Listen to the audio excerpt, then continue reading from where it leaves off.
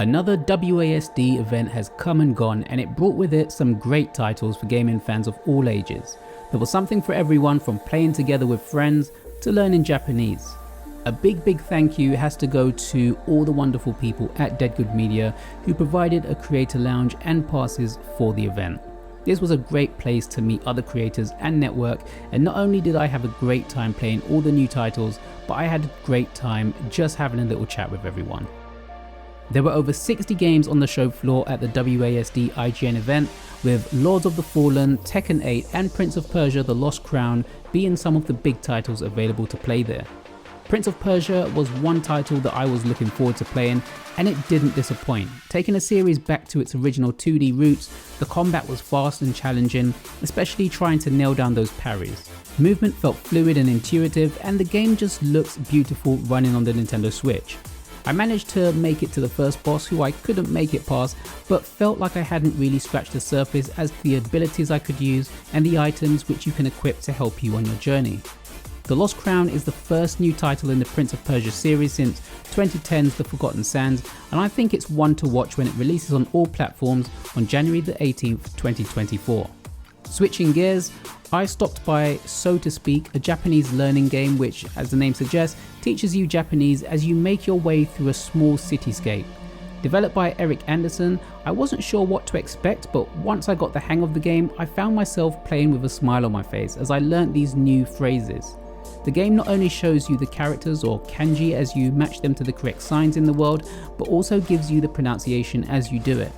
With the short time I spent playing So to Speak, I was able to learn a few words and even remember the characters for those words. It's a surprisingly relaxing game, easy to use, and I think it would be suitable for anyone of all ages who wants to learn Japanese. There is a demo on Steam now, so make sure you go and check it out. Other games on the show floor included Alien Hominid Invasion, Power Wash Simulator, Total War, Gladiators, Ghost Runner 2, Trinity Fusion, Dungeon Golf, Spiritfall, Pocket Bravery, Nivalis, and Knight vs Giant. The list goes on, and honestly, there were so many great games that I played, I wouldn't be able to go into detail about all of them, or this would end up being a very long video. Make sure you keep your eye on the channel, however, as there will be reviews for some of these titles coming up.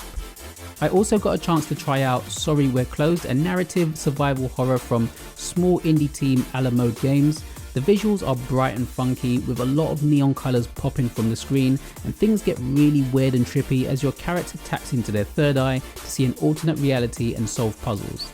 The game feels reminiscent of old Resident Evil games, with its static environments that you move around. However, with the combat, your character switches to a first-person viewpoint, which makes the action feel more immersive as you're able to target weak points on the enemies.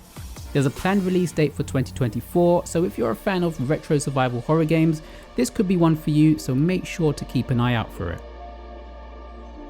Surprisingly, my highlight of WASD was a game called Little Goody Two Shoes.